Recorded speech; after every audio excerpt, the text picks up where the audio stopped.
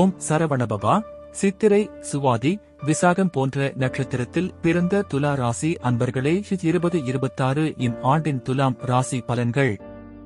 இந்த ஆண்டு சாதகமான பலன்களும் சவால்களும் கலந்ததாக அமையும். தொழில் மற்றும் பண விஷயங்களில் முன்னேற்றம் காணப்படும். வருமானம் சிறப்பாக இருக்கும். பழைய கடன்கள் வசூலாகும். புதிய முதலீடுகள் செய்வதற்கு நல்ல வாய்ப்பு உண்டு.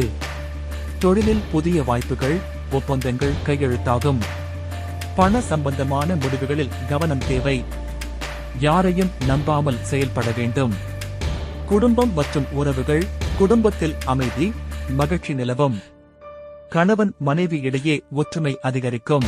உறவினர்கள் மற்றும் நண்பர்களின் ஆதரவு மகிழ்ச்சி தரும். வீட்டில் சுப நிகழ்ச்சிகள் நடைபெறும்.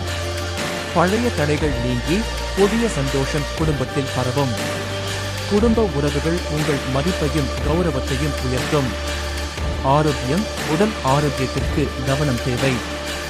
மன அழுத்தம் மற்றும் சின்ன உடல் சோர்வு ஏற்படலாம். தினசரி யோகா, தியானம், சுறுசுறுப்பான உணவு பழக்கங்கள் ஆரோக்கியத்தை மேம்படுத்தும். எதிர்பாராத மருத்துவ செலவுகள் ஏற்படலாம். அவற்றை திட்டமிட்டு சமாளிக்க வேண்டும்.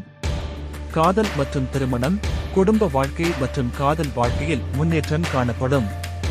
திருமண திட்டங்கள் சாதகமாக அமையும். உறவுகள் புதிய அட்டூழியங்களை சந்திக்கலாம், ஆனால் பொறுமையுடன் செயல்படுவது அவசியம். ஆன்மீக வளர்ச்சி, தெய்வ வழிபாடு மற்றும் புனித செயல்கள் மன அமைதியையும் வாழ்க்கையில் வெற்றியையும் தரும். ஆன்மீக செயல்களில் ஈடுபட்டால் தடைகள் நீங்கி வாழ்க்கையில் சாதகமான மாற்றங்கள் நிகழும். பெரிய அனுசரணைகள், நண்பர்கள் மற்றும் உறவினர்களின் ஆதரவு அதிகரிக்கும். சமூகத்தில் மதிப்பும் கௌரவமும் உயரும். புதிய வேலை வாய்ப்புகள் மற்றும் தொழில் முன்னேற்றங்கள் உண்டாகும். பழைய திட்டங்களில் முன்னேற்றம் காணலாம்.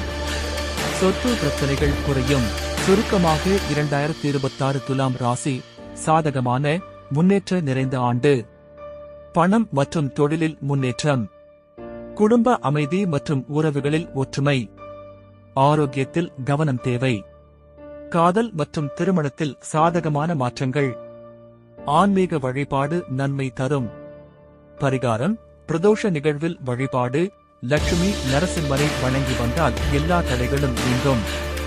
முக்கிய குறிப்பு: மாதந்தோறும் வரும் சந்திராஷ்டம தினங்களில் சிறிது எச்சரிக்கையுடன் இருங்கள்.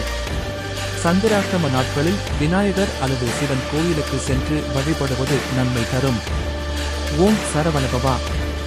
என் அருமை பிள்ளையே, இந்த ஆண்டில் முருகன் உன்னோடு இருக்கார். லைக், ஷேர், சப்ஸ்கிரைப் பண்ணுங்க.